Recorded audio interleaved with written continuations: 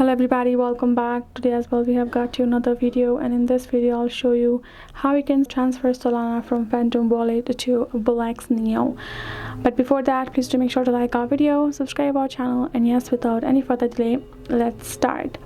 So what you're going to do over here is you're going to go to your BullX and you're going to go to wallet manager, and from there you're simply going to go ahead and go to your currency section, choose the Solana as the currency, and tap on the option of receive. Then a address will pop up including the QR and the address at the bottom. Simply go ahead, copy the address, and then you're going to go ahead, open up your Phantom wallet app. Once your app has been opened, you're going to go to the section of send.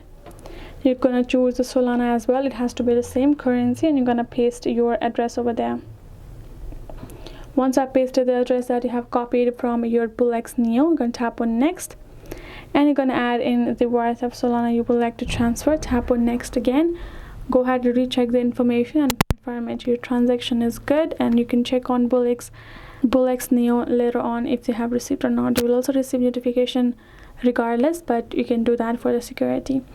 So that's it. Hope this video helped. Thank you so much for watching. I'll see you guys in our next video.